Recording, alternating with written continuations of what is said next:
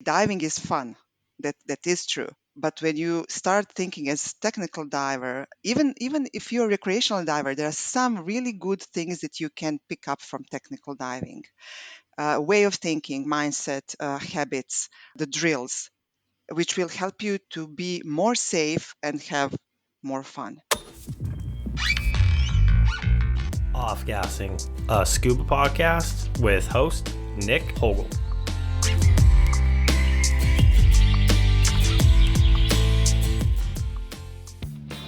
In this episode, I sit down with Dubravka Vejnovic as she shares her journey to become an inspirational figure to all divers in the scuba community.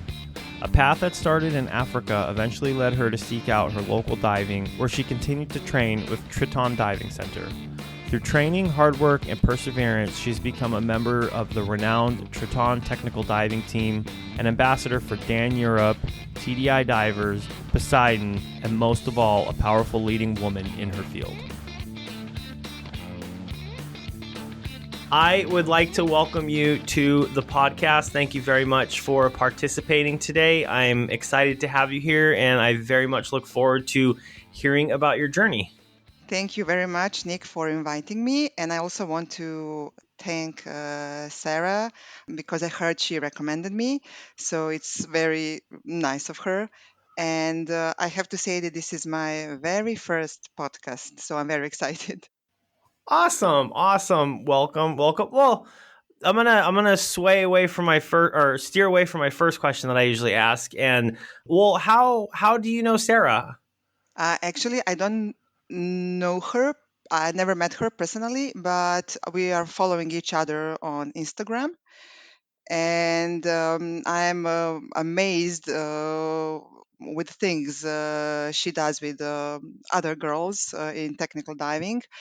I was very happy to hear that she recommended me because I think there is not many girls in technical diving, so it's very nice to see that we are supportive and that we promote technical diving and raising awareness and visibility of girls who are doing it.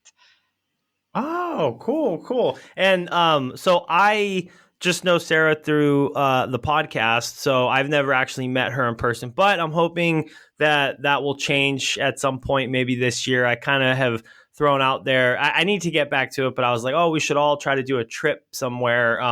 Generally warm water because I know that she likes the cold water a little bit, but I'm still prepping my way to get to really cold water dives. So I'm not. I haven't done very many cold water dives, so need to get some time. But I would love to try. Well, if you ever decide to try cold water diving, you are also welcome here because the most of our dives in is in the cold water. Okay. Well, I very much look forward to hearing more about it. But my first question that I wanted to ask you, or I guess my second question now, is tell me how and why you became a scuba diver. Tell me what led to that moment, that first breath underwater. Was it love at first breath? Was it something, you had to kind of battle to find the passion for? Tell me about the beginning. Well, at that point of my life, I was still studying. I have to say, I didn't get along well with my parents, and I think they expected more from me to finish studies faster or whatever. And then all of a sudden, I decided to pack one rucksack and to go to Africa. And so I went to Africa and I spent some time there traveling, hitchhiking, horse riding, and so on, using different means of transportation. And at one point, since I was in Uganda, it was very cheap to go to Seychelles. So I went there and I spent some time there. And then one person said to me, "Oh, why don't you try scuba diving?" And it was really something that I really found interesting, but never had a chance or will to try. And then I accepted this invitation. So I went to a scuba diving center and I went for my first dive. It was the dive site called Alice in Wonderland. And it was amazing because all of a sudden I felt I was in Finding Nemo cartoon. Actually, you could see all these beautiful, colorful creatures. And what amazed me the most is the thing that I was breathing underwater, and I felt wonderful and relaxed. And when I realized that I'm breathing underwater, I got this feeling of panic at one moment because I was not trained. But then I really had a nice dive master, and he relaxed me. So we spent around 40 minutes in water. It was a dive to 15 meters, and I've never been happier after that. So when I finally decided to come back home to finish my studies and to talk to my parents again, they were so happy saying, "Oh, great, now you will finish your studies." And I said, "Yes, but there's another new thing coming." And this and that is that I decided to find a really good quality scuba diving club and start my diving career and my official training. But at the end, my parents were happy, so I finished studies and I started. I found this diving center called Triton because I read many internet forums, and just was trying to find something that some place that I will get really good training. And I got interested in technical diving from very beginning because this diving center is famous for technical diving. So from the beginning, I knew I will go that way. Okay, okay. When you got back, so I'm assuming your first dives were warm water, and then I'm assuming when you got back home, there was probably at some point a transition to cold water. Did that stop? Obviously, it didn't stop you, but like, how was the cold water? Like, how was that transition? Well, I was so happy with the fact that I'm learning new stuff and that I'm getting more and more skilled that I really didn't mind. And at the beginning, I had only wetsuit, but I didn't want to miss any chance to dive. So for years, I was diving in wetsuit, a thickness of 7 millimeters. Winter, springtime, cold water, it doesn't matter because in Serbia, our climate is, or at least it was, now it changes. You have four seasons. Like you have winter when it's very cold and we have snow. Then you have springtime, it's wonderful, everything is blooming. You have summer, it gets very hot, and then you get autumn. Like in a kid's book when you learn your kid about seasons. So you get to dive in different water temperature, but most of our dives are in cold water. So I really didn't mind. I was freezing sometimes, but I think that at that time, because I was beginner, the adrenaline was so high, pumping, and I just didn't want to miss a chance to dive. Years and years after that, of course, I bought my first dry suit, and it was really like a miracle. And then you start earning more money, and your equipment gets more complex, and your dives are getting longer and more complicated. And then you discover heating and all that wonderful stuff that people invented to help us to stay longer underwater. So yeah, now that I remember that period, I mean, this was 15 years ago. I started diving 15 years ago, and probably I was not probably, I was much younger, so I could tolerate cold water more probably. Okay, yeah, no, that's it's funny because you say like when you start making more money, but like I felt like as the paychecks always, no matter how much more money I would make, the paychecks would stay the same just because I would spend more money on dive equipment. So it's Yeah, like it always balances out. Um, exactly. yeah. So you came back, and the shop that you went with, you said that they were known for technical diving. So you started down your technical path pretty early. I'm assuming like at the beginning, you probably, did you know that like, oh, okay, there's like the traditional recreational route and then like me, when I started out, I kind of went down the recreational route and then started finding the technical path. But did you know that there was like two paths, and then chose to go the technical route, or was it just kind of what was introduced to you? I knew about this club, and I learned from them about technical diving. But when I came there, I only knew about diving. I was not aware that you can do recreational and technical diving. And then I was exposed to this kind of content because I was seeing cool guys, very skilled guys, and they said to me, "Oh, these are technical divers." I was like, "Whoa, I want to be one of them." Not just because they look cool, because they really okay. Diving is fun. That is true. But when you start thinking as technical diver, even if you're a recreational diver, there are some really good things that you can pick up from technical diving. Way of thinking, mindset, habits, the drills, which will help you to be more safe and have more fun. And this is what I liked. So I was looking at them. Oh, I see. They have this way of swimming. They do this differently, more efficiently. They go into caves. I mean, I was amazed by all of that, and I wanted to be a part of it.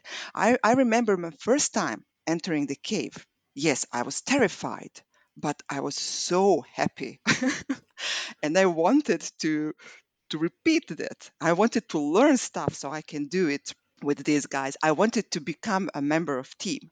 And we were very, very lucky because instructor trainer Mirko Bevenja is one of the people who is pioneering technical diving here in this region, and actually I was his student.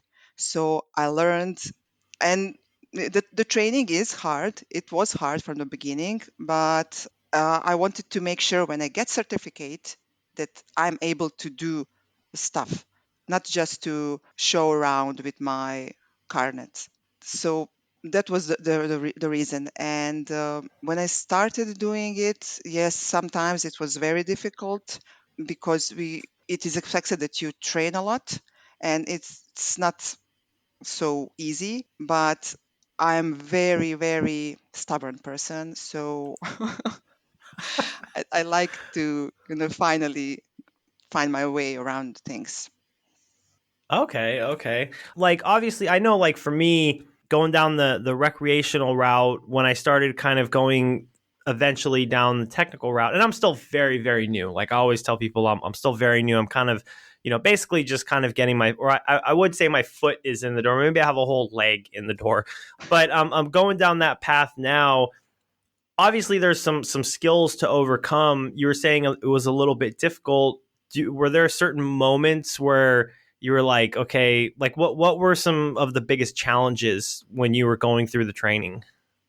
Well, first of all, carrying the equipment, because officially I started technical training with double tanks, so it's very heavy, and you have all the dry suit and all that stuff, and then you have to carry your stages, and you have to handle all that stuff underwater. So sometimes it's not easy to repeat something that you see your instructor is showing you, because when you look at your instructor, and our instructor is very skilled, and of course it looks so easy. Every time you see people are skilled in something, others are like, "Oh, it's a piece of cake," until it's your turn to do that. And then you see it's not that easy.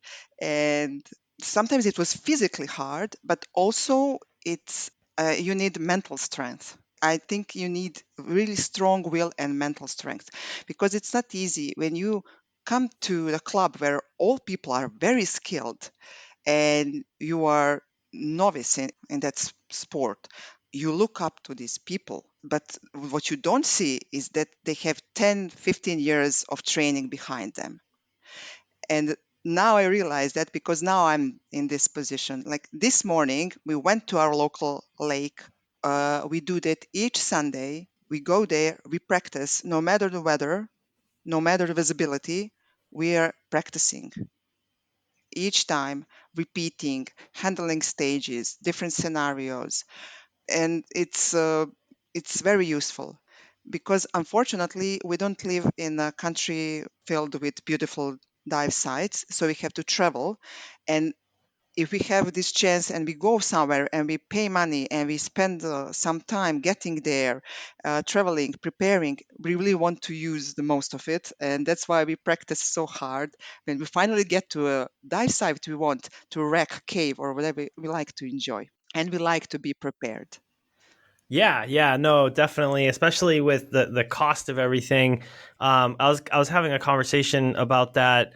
Actually, I think I was having a conversation with that about that with my girlfriend because she was talking about getting into a dry suit because we were talking about cold water diving, and I was telling her like, yeah, you should definitely get into a dry suit because she's like, well, can't I just go and do a wetsuit? And I'm like, the problem is if you travel somewhere all that way and then you get there and your time in the water is so limited because of the fact that you're cold. I mean, obviously you're going to be cold, but it's different with the dry suit. I'm like, you want to get the most out of it. So I would suggest getting into a dry suit. But no, that makes complete sense. But speaking of the local diving, tell me more about your local diving. What kind of dive sites is it? I'm assuming a freshwater lake. Yes, yes. Where we, our club, our technical diving club, Triton, is based in Belgrade. We have this local lake here. It's not very deep, but it's really good for practicing because sometimes visibility gets really bad, and technical divers sort of like when it's bad visibility sometimes because we practice that way for caves, for example. It's 12, 13 meters deep lake, but it's good for practicing. Then we like also to go to the mountain lake called Zaovine. It's in Tara mountain and it's huge lake. It's artificial lake. It's very deep. There we have a beautiful dive sites, but the water is pretty cold there all year round. And also we have a couple of beautiful caves, and usually the water temperature there is around 10 or 11 degrees whole year. And then we also north of Macedonia is not far from Belgrade, so we travel to Ohrid Lake, also which is very big and deep lake. I think it's one of the oldest lakes in Europe. And of course, we travel to different destinations. We keep ourselves busy, and we don't want the fact that we don't have such beautiful dive sites and warm water and perfect visibility. We don't want that to stop us and prevent us from diving and practicing. Speaking of well, I guess the club, but more of the, I don't know if it's everybody from the club, but when you go out and practice every Sunday, is it a pretty big team that you go out and practice with? Is it, like how many people are going? And then I'm assuming all members of the club. Yes, I think it's the biggest technical team in this region, definitely in our country, but also in surrounding countries. There is 15 of us, sometimes even more, 20, but I'm saying, talking about these active members who are always present. So there are 15 of us. I'm the only girl there. We all dive with Poseidon 7 CCR. So we are all trained up to a level of trimix divers. We also dive in caves, so we are trained for that, and we are all trained and led by before mentioned instructor trainer Mirko Bevenja. We are often invited for different expeditions, which is very exciting. And what is also interesting to say is that most of our members have been diving for really, really long time. It's very nice to be a part of that team because when we are not diving, we are also hanging together. We are real friends above the water and in the water. Also, it is interesting that we are from completely different backgrounds. So we have mechanical engineers, electric engineers. For example, I'm geneticist, molecular biologist, people working in automotive industry, IT sector. So very, very different people, which have their ritual, which is coming in the morning, Sunday morning, and practicing. Oh, okay. No, I do love how diving will bring so many different people from different backgrounds together, and then you kind of just some of the interesting conversations. I mean, even here on the podcast, just kind of meeting people, especially it's nice because meeting people that are halfway across the world, all the way across the world, and it's just it's awesome to see that when it brings a lot of people together. So when you started down your path into diving, you were going down the technical route. And was it kind of a natural progression to find yourself going towards caves? Or tell me about that whole journey. Like you were saying that the first time you were in a cave, it was scary, but it was amazing. Tell me more about like the leading up to and then going through cave training. When I joined the club, I've seen pictures, movies made by this crew. And of course, I was very amazed by that and I wanted to try. So, and they told me, okay, you just became member of a club, you started your training, it's too early, you have to wait until you reach some point of training. So I said, fine. And then I kept practicing. And one day, to my surprise, our instructor trainer, Mirko, he said, okay, you guys, and there was a couple of us, I think now you're ready and we will take you and we will show you how is it to, how does it feel to enter a cave. And we were so happy and excited. And I clearly remember that day, even if it was many, many years ago. And then he gathered us around and said, okay, don't get scared. Cave diving is contact sport. Maybe your tank will hit the ceiling or rocks. Don't get scared, don't freak out, and so on.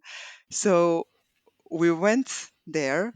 Of course, it was very dark and scary. And I remember the first moment when my tank hit the rock, that sound that terrified me. But then I kept breathing and I saw, okay, nothing really happened. I was warned about that, and then I followed, all those procedures I was explained.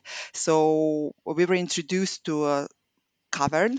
We were not deep in the cave, of course. We were not trained for that, but we were in a cavern, and we had our first mission was to examine it, and then when we go back to surface to at the debriefing to describe it. And it was very interesting to see and to hear what four of us explained and when we shared our experience. So, and also the communication with your torch and everything, that was very, very challenging for me. So I was most of the time I was very excited. When I realized I will not get killed that day, then I got relaxed. I was thinking, okay, I'm breathing. Well, what's the big deal? It's just a ceiling above your head. What's the worst thing that can happen? And so we went out, and I was very happy. And I remember that it was that I was on a weekend, and I went back on Monday. I went to my job, which was very stressful. And I was at a meeting, and all people were shouting, and it was hectic. And I was thinking, you don't know where I've been this weekend. I don't care about this. I was diving in a cave. I'm indestructible. I'm superwoman. Of course, that was my impression. That was all in my head. And then one of the guys with whom I was diving, and he said to me at one point, he said, I was thinking while we were down in the cave, oh, what if earthquake suddenly starts and all this rock, fall on the entrance and we can never get out? And I was, okay, I don't want to hear that kind of story. I don't need these thoughts. And then with the instructor, he took us a couple more times, so gave us different simple tasks. I think the point was to see if we are mature enough to go under this kind of training. And we did really well. The whole group was really well. And our instructor, Mirko, after the end of the dive, and he usually doesn't praise people much. He more of criticizing. And he said, "Wow, guys, you are like real cave divers." And you're like, "Oh, this is the most beautiful thing someone ever said to me." So at the end, that is how it went. And of course, then we started training, and it was really challenging. But sometimes you get upset, and you're not happy with the things that your instructor tells you. But at the end of the day, you understand it's for your own good, and you have to work harder and practice harder, and to feel that you are in control of situation. And after that, one interesting episode happened. I applied for internship in Divers Alert Network, and I got that internship. So in 2016, I went there, and I learned a lot about diving safety, also about technical diving and diving medicine. And it was very interesting for me because it was a great synergy of my science of molecular biology and genetics, physiology, and diving. And we had many, many lectures about technical diving there. We spent a month there. We had really good training, also diving. It was in Italy, in headquarter of Dan. And I stayed in touch with these people, and then started participating in some of their projects. And just one thing led to another. Because many, many years after that, even though I think I'm kind of introvert person, then I got small sponsorship, and people told me, okay, you should open Instagram account. And I didn't know anything about it. But, I was thinking, okay, maybe at one point of my life, because I cannot say I'm professional diver. I have completely different profession.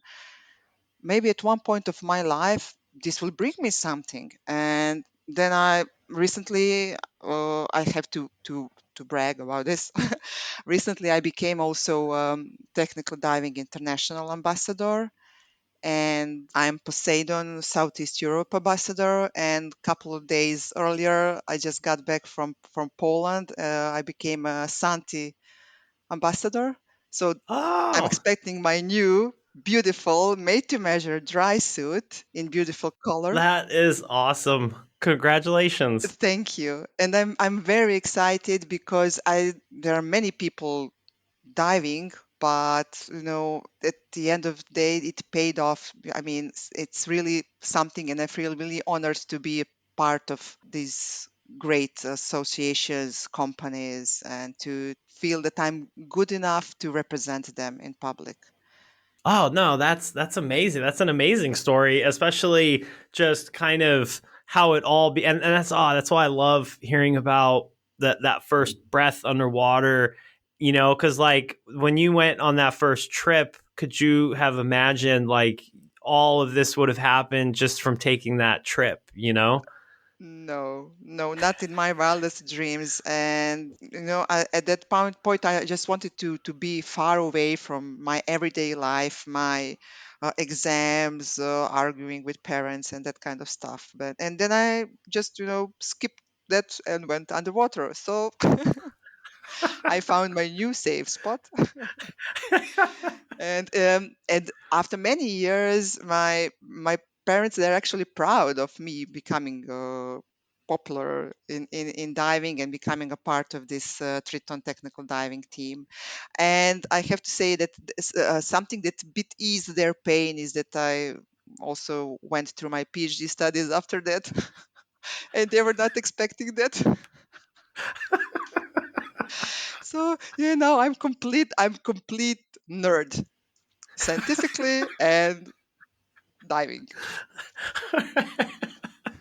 No, that is absolutely amazing. The sponsorship. So, well, I guess I'll start with Poseidon. Tell me a little bit about what led to that, and the stuff that you're doing with Poseidon. I do have a reg set. It's back at home. I don't have it with me, but I have the Extreme Deep. Is that what it's called? Yeah, the Extreme Deep. Extreme, Yeah, extreme, yeah. yes, yes. Uh, there, now that you mentioned that you have regulator, they're mostly famous for the fact that people have them for many, many, many, many years, and they are working like a charm. So they are really, really good. But yes, Poseidon rebreather. Well, I learned about rebreathers 5, 6 years ago. I was still diving with my doubles, and I was thinking, okay, this is way too expensive for me. I can never afford this. And I also, what I saw were some guys who could stay very long underwater. And they are technical divers, but they are kind of guys that are even more cool than normal technical divers. So these are technical divers with rebreathers. I was, maybe this should be my next mission. And it was at one lecture, and I was really, really surprised with the things I heard. So from that moment, I decided that at one point of my life, I will save enough money to buy myself a rebreather. And that moment came. I was working really, really hard. And then I started asking people who are diving with rebreather, okay, which rebreather should I choose? But in our club, it was more or less easy decision, because when you start diving with rebreather, you need a good partner, you need a good team, good crew. And the perfect combination is when the guys are using the same machine as you do, because you know all the stuff about equipment. You can we can help each other, we can exchange parts if necessary. And also, what is the good thing, that our instructor trainer Mirko Bevenja, he's also instructor for Poseidon, and he's certified in servicing, which is very, very important, because if we go somewhere and something happens, I don't know, you drop something and you break something, you have a person then who will take care of it, and you know the person is certified. So, and also what I liked with Poseidon is that it's very light, because I have sort of problem with my back, and I think that carrying around double tanks just got it worse. So when I tried it for the first time, I was very, very happy with it. And then I went to training. I bought my unit. I went to training.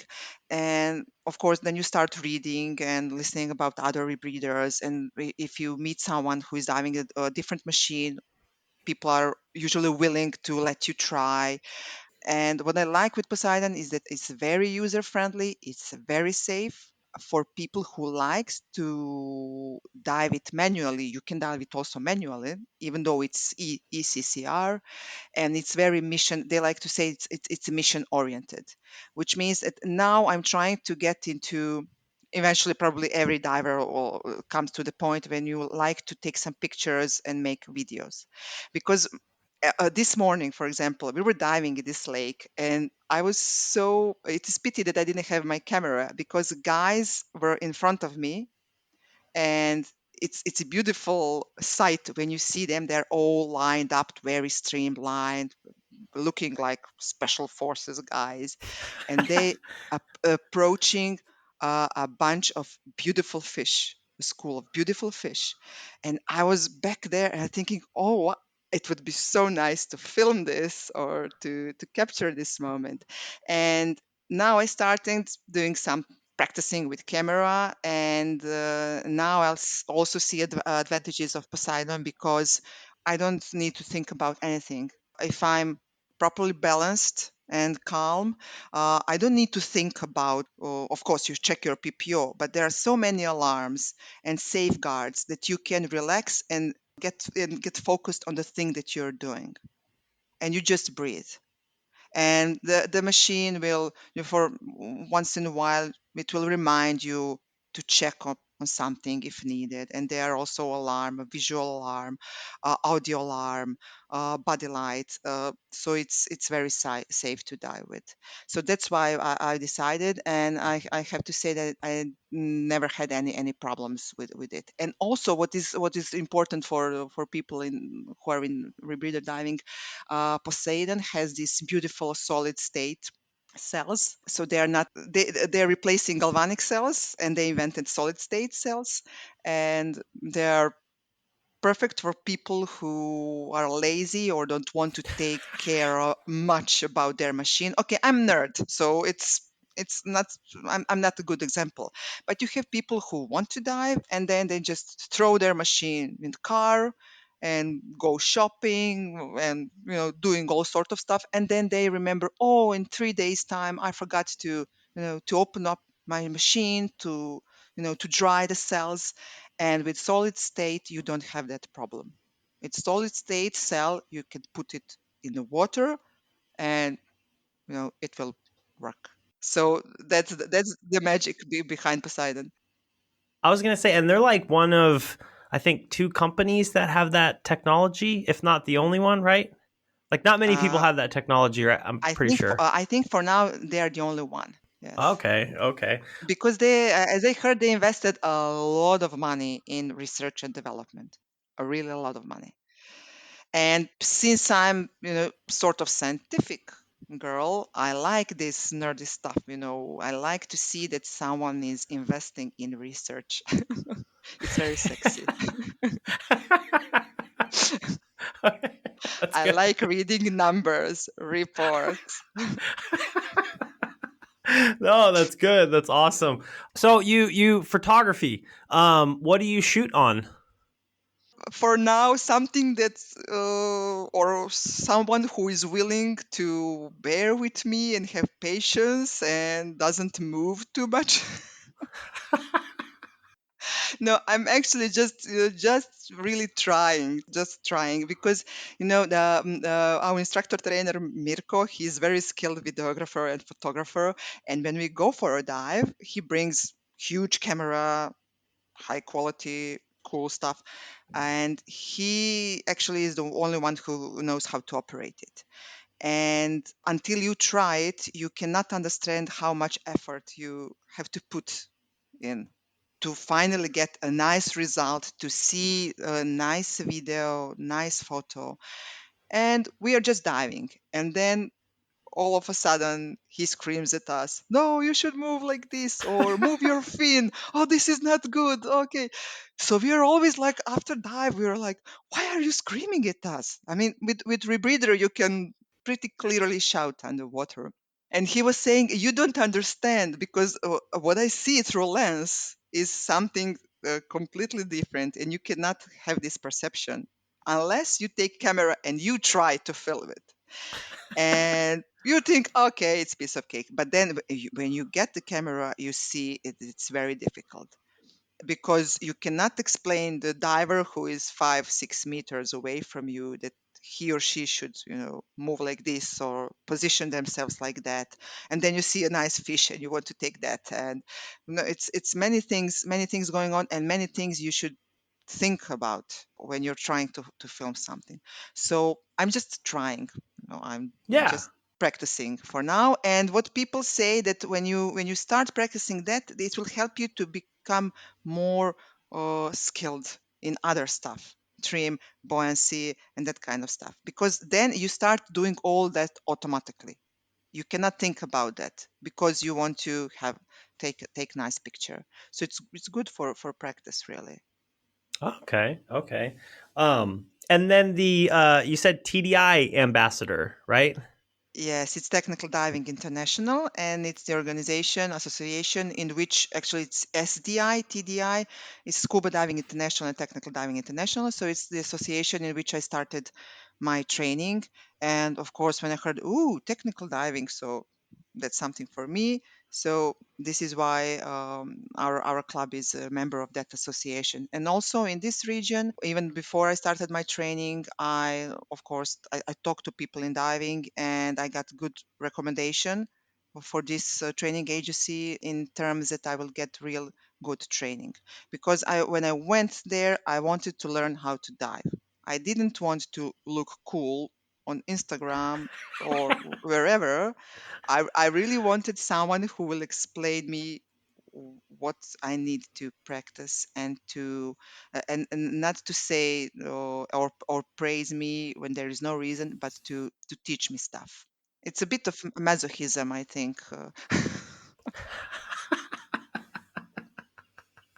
And then the so you said, as of just a few days ago, Santi, you got measured up for a suit and you're an ambassador now?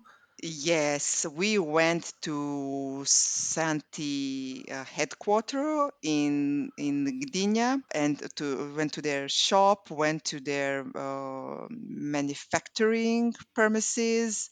We learned a lot about their company. Really nice, dedicated people. You get a feeling that they really care about the stuff they're selling, and they care about customers. They have perfect customer service.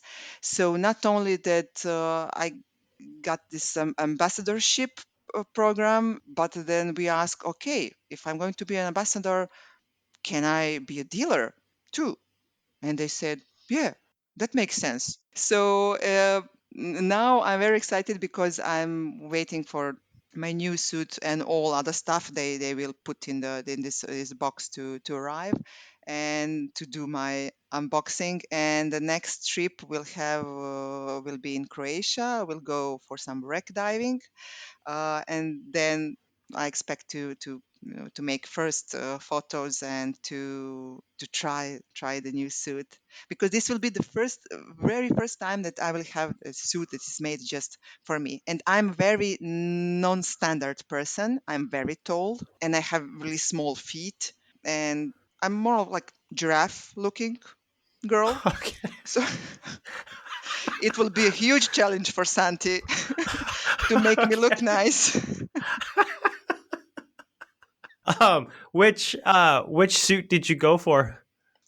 E Light Plus. Okay. Okay. Okay. Cool. Cool. I also got undersuit Flex 2.0, and it's with heating.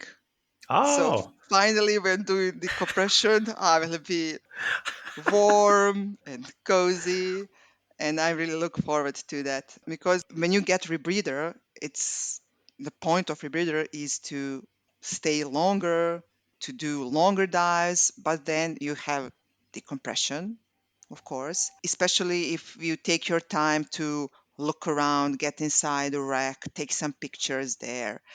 And at one point you can get really really cold and of course tired, and so I look forward to this heating, especially when you're diving trimix, then you have more decompression.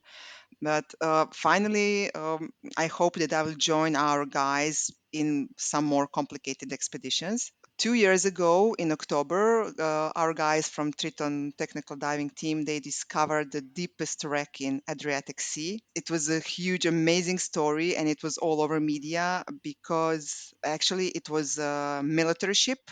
It was tank carrier and mine layer, and when it gets sunk, it was classified as top secret and confidential. And then our guys went there and found it. And the day after that, they went for another dive. The shipwreck was at depth of 125 meters. And the other day, they discovered American aircraft. It was also military aircraft, and it was at a depth, I think, 115 meters. So Oh the wow. two wonderful discoveries in 2 days. And of course, I'm not experienced enough to be a part of these huge projects, but I'm really working hard to get to be there. Yeah, yeah, no, that's amazing. Were they actually looking for that specific wreck when they found it, or did they just come across it? No, actually, they were looking for different object. I cannot say which object, but it was sort of accidental discovery because it was not what they expected. And this is a point when I have to stress that filming skills are very important, because Mirko went there and he took his camera and he made perfect footage.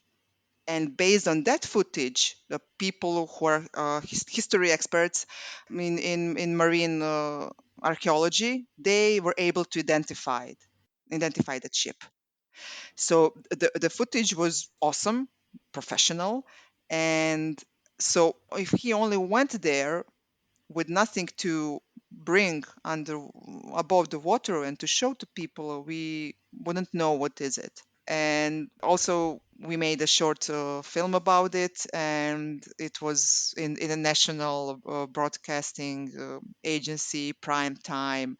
It was very, very interesting. And also, what is interesting, the guy who was a captain of that ship at that time, it was former Yugoslav army, national army.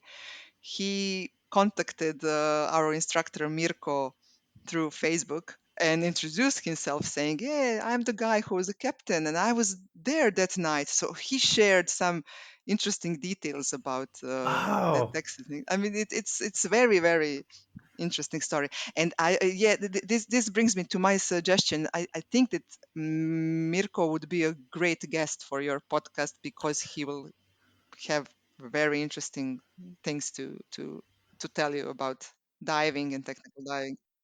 that's awesome. I'll definitely have to reach out to him. And that's an amazing story. I think that is so, especially because just there's so much history behind it, but just to come across it and then to actually have the captain reach out and just Yeah. kind of, yeah, get in touch. That is awesome. And then you were saying that you were about to go on a wreck diving trip soon. Do you want to tell me about that? Yes, end of April we are going to Istria. It's a part of Croatia, and there are several wrecks there. Most of them we dived before, but with the Adriatic Sea and that part you never know because of the weather. Because last time when we went there, we had pretty huge waves and we were feeling kind of sick on a boat. But this didn't stop us from doing all the planned dives. So it was very funny because most of the wrecks are far from the coast, so you have to travel at least an hour, and with the big waves, it's not a very pleasant experience. And so we were on a boat driving towards one wreck, and then the skipper, he said to us, "Hey guys, do you want to dive this wreck or another one, because the other one is even bigger and nicer?" And we said, "Of course, we want to go for a bigger and nicer and deeper or whatever." And he said to us, "Yeah, but it's 1 hour and a half drive from here." We thought, "Okay, we don't care, we want to go there." And then it turned out to be a huge mistake because we were feeling very sick because of waves. But at the end we reached the point and we were like, okay, just once you're finally in the water and you start descending and you don't feel the waves so much, it was perfect. Of course, back on a deco was also struggle, but what can you do? We had even despite the waves, we had really, really nice diving. So it's always risky with that weather, and we are so eager to go for a dive that even the storm cannot stop us. that's amazing. So what's next for you? I mean, you have some trips coming up, and but what's the big, and then obviously the photography, filming. But what's the next big goal that you have? I would really like to get skilled in photography and to give my contribution to all this beautiful content that our team leader Mirko is making. And there is one huge project that we are invited to be a part of as biggest technical diving team, but I cannot say much now. We will probably be included in kind of expedition where our task will be to examine different wrecks and also to try to find some new wrecks that we know they exist, but its location coordinates are not known. So this is next for me, and I have so much to learn about social media and making reels and that kind of stuff. Because I mean, it's really something that I'm a beginner at, and I will try to do my best to promote these associations and also our technical diving team, because I think it's very nice to share the story about this diving team because I think it's unique. Last year we went diving to Croatia, but some different spot, not in Istria, and there were some guys from other countries who sent us messages in Instagram saying, "Oh, we like you so much, guys. We follow what you do. Can we dive with you? We will come to Croatia." And we were like, "Of course you can come. We want to meet new people, to dive with new people." And it was very nice to see that someone really appreciate what you do and that you are famous for that, not only in your country, but in Europe. And so we met some really cool people and we are in touch with them. And also we are planning some trips together, some dives together. And what I would really, really like is to go diving in Baltic Sea. There was no time now when we went to Poland because we spent so much time with guys from Santi learning about stuff and manufacturing and so on. And I hope that also we'll be diving in Baltic Sea because it's filled with beautiful wrecks. Oh yeah, actually, after speaking to Sarah, I was like, man, I really really would like to go to the Baltic Sea because she was telling me all about it, and I've seen other trips from people going there, and it looks like an absolutely amazing place. But it was kind of what I was saying at the beginning. I need to build up my cold water skills first Okay, before. okay, we now have a team: Nick, Sarah, me, my 15 of my guys. So that's a pretty good team. Yeah, we should plan it. And it's funny that you say that about the social media and Instagram because I am very very much in the same boat where I am trying to learn how to do all that stuff because I am absolutely horrible. And it's funny too because if you look at my account in the last probably like the last month, I've been actively trying to put reels up, and I'm like even tonight I just put one up and I'm like I have to go and make reels. So it's like I understand where I'm like, okay, let me just try to do something, and then I'll end up, sometimes I'll spend an hour or 2 hours for like a 30-second clip, and I'm just like, man, this is, but some people have a talent for it. Some people can just throw something together really quickly, and it's almost like a work of art. And I'm just like, dude, I understand you completely. I mean, I have the same problem, and I think I'm a bit old fashioned because if I'm at a meeting, I don't like taking notes on my laptop. I have my pen and paper and I writing things down. So all this real story, live, all that stuff, it's pretty new for me. And then I see kids, doing this like in a couple of seconds. Oh, look at that. And it looks very professional, and I spend, as you said, about an hour or two, and it's really not that good. yeah, I think my first reel I made with the computer and then like transferred it to my phone, and then I was like, oh, I can do this a little bit quicker on my phone. But yeah, it's definitely a piece of art that is I still have not mastered. But let me throw out my last question for you. So somebody that wants to get into technical diving, and maybe they just completed their open water, or maybe they haven't even completed their open water, they just know that they want to become a diver, someone at the very beginning of their career, what advice would you have for that person that is looking to do basically the stuff that you're doing now: technical dives, deep dives, wreck dives, expeditions? What would be the best piece of advice that you could give that person? First of all, be focused and find a place where you can really learn a lot from really experienced and skilled people. Ask questions. Don't do training just for certificate or nice picture in social media. Do it so you can be safer for yourself and for your dive buddies. And also, this is very unpopular, but is so true. I learned that the hard way. Invest in good and high quality equipment. Because if you buy cheap stuff And nothing is cheap in diving, especially in technical diving. But if you go for something that is cheaper, but you are not completely happy with this, you will end up buying the same stuff, but paying more money. So this is what I've learned from my 15 years of diving. Often people ask me questions in Instagram, sending me messages, and I really like to answer if I can help.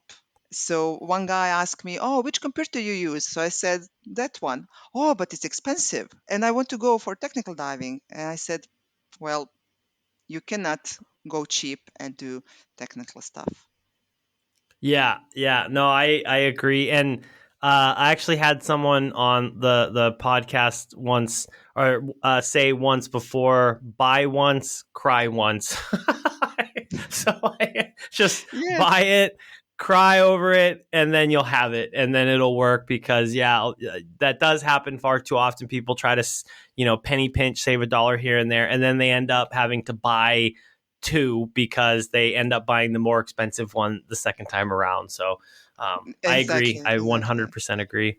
Well, for me, it's very easy because I don't like spending money for on other stuff. I don't care that much about fashion. So I really, when I'm going to buy a piece of equipment, I really listen to advice from more experienced diver, from people who used it. And if it's more money, then okay, I will take some time, make more money, and then I'll buy what I want. No, that's great, great, great advice. I love it. Absolutely love it. Well, I really, really want to thank you for coming onto the podcast today. It was absolutely wonderful to hear about your journey. Congratulations once again, over the ambassadorships and the new things you have going on. I look forward to following you and seeing your journey, and definitely we'll have to plan at some point to get in the water and get a dive in, maybe in the Baltic Sea. We shall see. If you need a nice dry suit for you or your girlfriend, just contact me. Okay.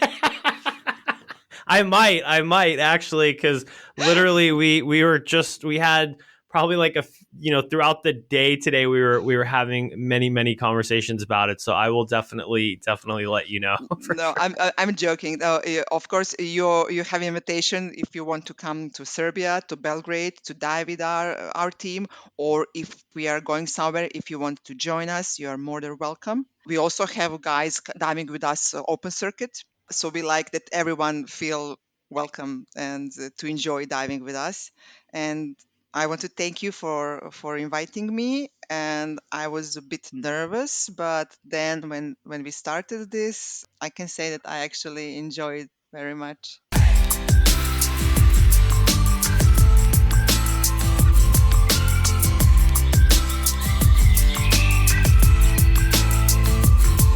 Off gassing, a scuba podcast.